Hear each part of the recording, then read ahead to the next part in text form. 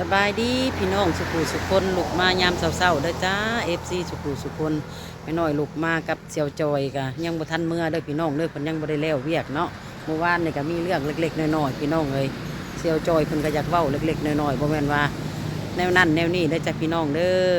มีคนเว้าใส่ร้ายป้ายสีลาวแนวนั้นแนวนี้หลายแนวเนาะมีคอมเมนต์พี่น้องเอ้ยค่อยคันปากคันเขียวค่อยไปอ่านคอมเมนต์เพิ่นว่าให้ค่อยว่า แนวนั้นแนวนี้นะพี่น้องเดี๋ยวสิไปเว้าสู่พังนอกจากพี่น้องเนาะไม่น้อยก็ลุกมาเฮ็ดเวียกอนามัยเฮือนซานบ้านซองล้างถ้วยล้างบวงกับเสี่ยวจอยเรียบร้อย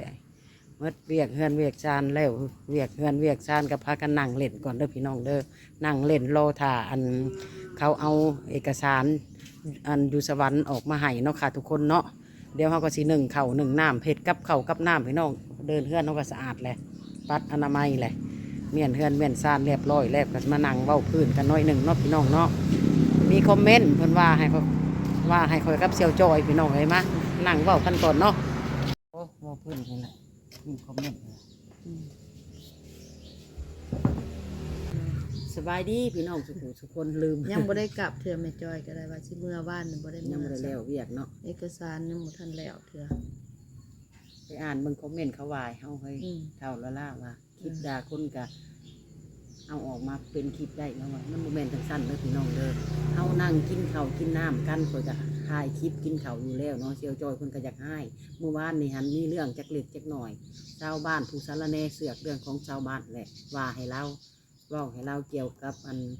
เฮาสิไปเซ็นเอกสารแล้วก็มีคนอยู่แง่เว้านั่นเว้านี่ให้เซียวจอยไปจนงานล่มเหลวบัดนี้พี่น้องเลยเรื่องเนาะเฮาก็เลยขึ้นเฮากันโปรจักลุยน้ำลุยป่านะ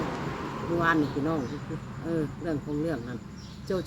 เพิ่นก็เลยขอเว้าอยู่ในคลิปจักเล็กจักหน่อยแน่เว้าให้เฮาเว้าเขาก็บ่ได้สื่อไผได้พี่น้องทั้งที่เฮาบ่ได้เว้าหยังให้เขาหั่นนะเฮาทุกข์เฮาก็ยืดชมเฮาทุกข์แม่นบ่บ่ได้ไปขอเงินแม่เขามาจะแตกแดกหาว่าสิซะเฮาบ่ได้ไปวนแรงวนง่ายมู่หั่นนะเข้าใจบ่บัดนี้มาเสือกเฮ็ดหยังเรื่องของเฮาเฮาสิไปเซ็นหนังสือพอบ้านพอหยังนี่นะมันเกี่ยวข้องหยังกับเขาไปยุ่งแย่แล้วมาเสือกเฮ็ดหยังล่ะบัดนี้ฮะมันเสือกหั่นน่ะเว้าซั่นซะมันบ่ได้สื่อผู้ใดดอกมันเป็นแพทย์อยู่ห้องหมอนี่แหละมันเสือกและเรื่องของมันหันก็สิตายแล้ว แต่มันมาเสือกเรื่องของชาวบ้านอีกโตมันเองมันก็ยังหายเนาะ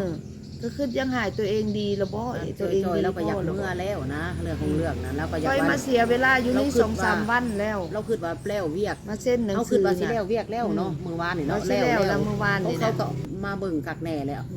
นั้นเขาออกมาเบิ่งกักแน่มาเคลียร์กันกักแน่เลยเขากันไปนั่งถ่ายอยู่ในห้างนั้นเลยก็มีคนเขาฟังบัตรนะเรื่องราวมันเวลาชุ่มคอยนี่ดูซื่อๆก็สิไปหาด่าคนเด้อพี่น้องเด้อคนเฮ็ดให้ด่าเอาจังด่าเด้อเรื่องคอมเมนต์นี่คือกันเด้อคืนบ่ว่าไปขอเว้าเรื่องคอมเมนต์ก่อนเฮ้ยเพิ่นว่าเขาฟ้องได้นะอยู่ซื่อพี่บ้าสิไปด่าคนลิ้นคอยบ่แม่นคนพี่บ้าว่าสิซะอันนั้นเพิ่นว่าเขาฟ้องได้นะมาฟ้องรถเขาบ่ได้ชื่อไผคันข่อยออกชื่อนั้นมีสิทธิ์ฟ้องข่อยแท้ข่อยฮู้ดีกฎหมายถ้าชื่ออีมันเว้าหั่นน่ะมันฮักกินปูนหอนไส้เองดอกมันฮักฮู้เองดอกมันก็เบิ่งคลิปเอาอยู่ดอกเฮาเว้าไปนี่นะมันสิซะพี่น้องเลยข่อยบ่ได้บรรดาผู้ใดเด้อพี่น้องเด้ออันนี้เด้อเรื่องของเสี่ยวจอยเราอยากเว้าซื่อๆเพราะว่างานนี้น่ะ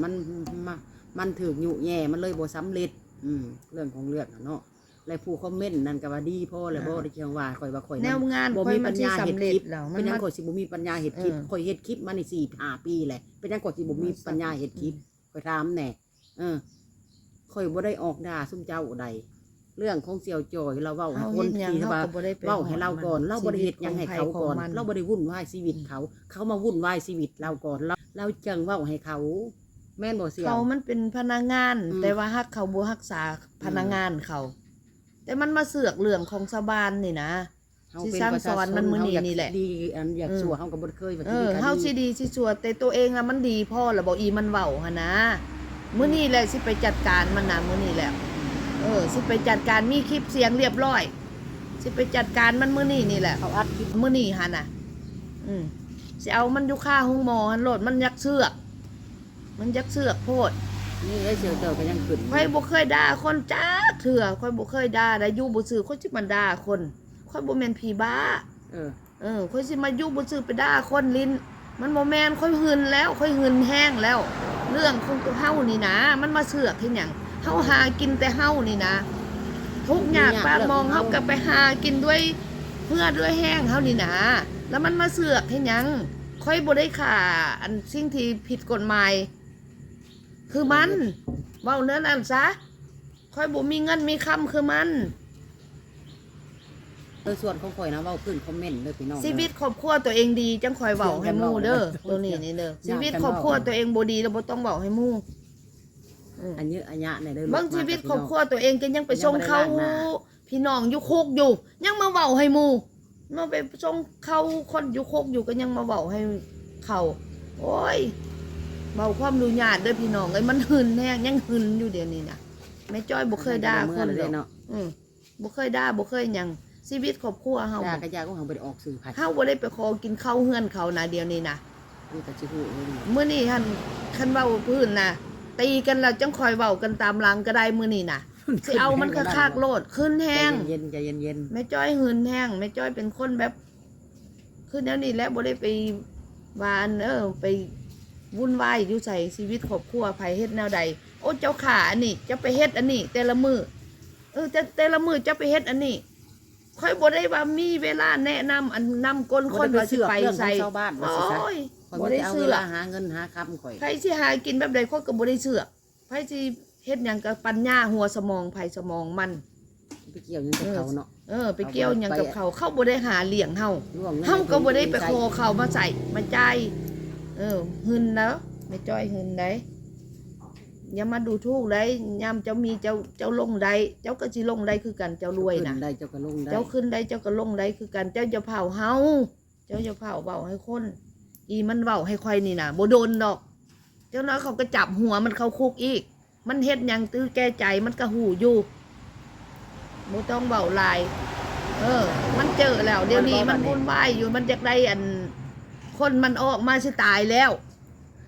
เราเลิกคอมเมนต์เขาแล้วมันเขาว่าเฮา นั่นแหละค่อยเงินแห้งพี่น้องเอ้ยค่อยเงินค่อยบ่เคยด่าไผจ้าเถื่อค่อยทุกข์ค่อยก็อยู่สมทุกข์ค่อยบ่มีค่อยก็อยู่สมค่อยบ่มีค่อยก็ไปหาหนวดหาหยังกินค่อยเสียเวลาอยู่ใน3มื้อค่อยมาเฮ็ดเอกสารนะแล้วมันมาเสื่องหยังพอบ้านสิเส้นให้พอแห้งแล้วนะค่อยมาเสื่องหยังแต่เจ้าของดินเขายังบ่ได้เว้าหยังนะเขาพร้อมสิเส้นนะ เพราะว่าดินคนซื้อเด้ ดินค่อยซื้อนะมันเกี่ยวข้องหยังกับมัน ใบซื้อขายกันคักแน่6ขวด มีใบซื้อของซื้อขายนะมันมาเสื่องหยัง มาซื้อขายกันคักแน่มันบ่ฮู้เรื่องหยังนะยังว่ามื้อนี้สิไปเอา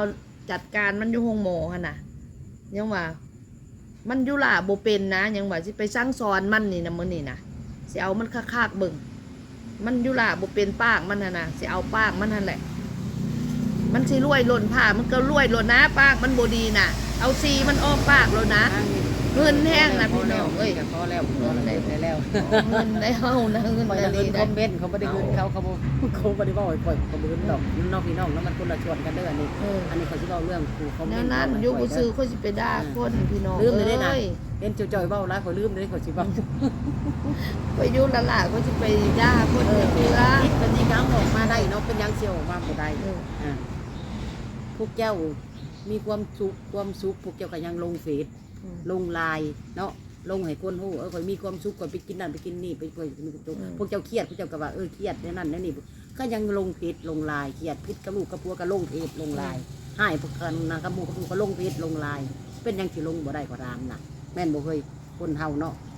ยากบ่ยากคนที่ว่าเขาอันคิดกันจดเขาก็บ่คิดเขาหักพูดอยู่แล้วเขาสิฟ้องเอาฟ้องเอาอีหยังก็ ฟ้ ตา อ ม งเอาล้นนะค่อยก็สิฟ้องมันคือการชีวิตของค่อย ปากเขาเบาซื้อเขาแล้วบอกถ้าซื้อนั้นมีสิทธิ์ฟ้องข่อยสิบอกเด้อข่อยกับคนเรียนหนังสือผู้หนึ่งข่อยหับผู้เมื่อบ่แม่นข่อยปัญญาอ่อนเรื่องของเรื่องนั้นอันนี้ข่อยเว้าของผู้ที่คอมเมนต์ว่าข่อยเด้อพี่น้องเด้อคนคอมเมนต์ว่า ค่อยบ่แม่นเอเย่นใหญ่ เพิ่นน่ะดีบ่เพิ่นนั่นดีพอ มันเฮ็ดหยังมันหูแก่ใจ นะ นะ เว้าเลยถึงเว้าเรื่องคอมเมนต์ก่อนเพิ่นคือเว้าสิเว้าเรื่องคอมเมนต์ผู้คอมเมนต์น่ะดีซำใดสลาดซำใดพิมพ์มาว่าเดี๋ยวเขาฟ้องได้นะเจ้านะมาฟ้องโลดซื่อแล้วบ่นางจอยน่ะซื่อแล้วแล้วคอยก็สลาดพอไผสิไปซื่อเขาถ้าเฮาด่าเขาแต่เขาเว้าให้เฮานี่ถ้าเขามี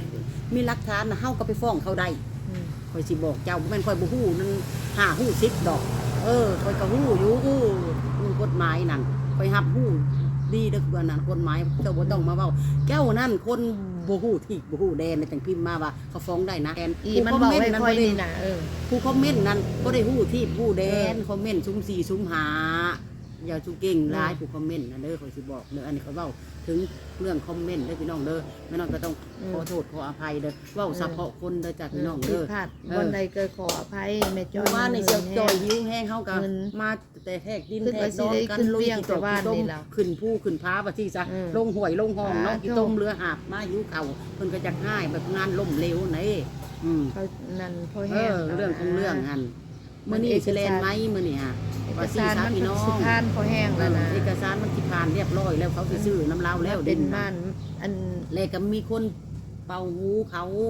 ชาวบ้านใกล้ๆกันนั่นแหละผู้บ่ถือกับเพิ่นหั่นล่ะว่าสิซะอันนั้นค่อยเว้าเรื่องชาวบ้านเขาบ่ได้เอ่ยชื่อเด้อเจ้าต้องเรียนรู้ใหม่เด้อจ้าอ่อนเจ้าสิไปฟ้องไผนั่นเจ้าต้องเรียนรู้ใหม่กว่านี้เขาเอ่ยชื่อแล้วจะไปฟ้องเขาได้โอเคเนาะพี่น้องคลิปนี่ก็ คนเขาตี เฮาสิบ่ได้เว้าหลายเด้อ ตี เฮา ลู ลู ก กมายาม ไป มื้อเช้าเฮาก็อายุอาญะแน่เด้อพี่น้อง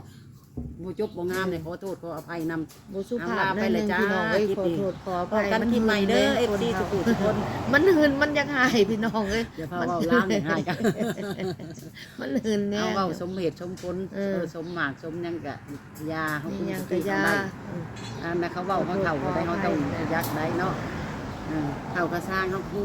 ฮู้ขอบเขตอยู่พี่น้องเอ้ยเฮาฮู้ขอบเขตของมันอยู่เฮาก็บ่กล้าเอ้ย อี ชื่อ มัน เขา เบา ดอก นินทา เรื่องเฮาสิเก่ง เท่า เฮาก็ ทุ บ่ ก ก กั ล้าน มาเอ่ยชื่อเขามาประจานเด้อพี่น้องเด้อมีมันยังเฮาไปเว้าคืนกันโลดไปหากันโลดถ้าว่ามีเรื่องแห้งอย่างนี้นะ เขามีหลักฐานเขานี่เขาเว้าให้เขาได้ไดคันเขาเบิ่งคลิปเขาออกสื่อเขาแคปเขาว่าอย่างนี้เขาก็มีเรื่องเขาเสียเงินได้พี่น้องแม่นบ่ทุกคนแม่นบ่เสียอันนี้เขาบ่ได้เอ่ยสื่อไผเอาหยังมาฟ้องบ่อันนั้นผู้คอมเมนต์นั้นเฮียนทอนห้องใดก็ขอถามแน่ บ่ต้องให้บ่ต้องให้เป็นห่วงน้ำมันผู้คอมเมนต์น่ะเด้อ บ่ต้องเป็นห่วงนำ บ่ ดอก ต้องเป็นห่วงน้ำมีเรียบร้อยหมันแล้ว เก็บไว้ซะข้อมูล ก็สิยังหายนะ โอเคเนาะพี่น้องคลิปนี้ก็สิได้ลารอบ เฮาบ่ได้เสือกเรื่องของเขาแล้วเขามาเสือกเรื่องของเฮา ไปก่อนหยุดก่อนพ่อไปก่อนลาไปละจ้า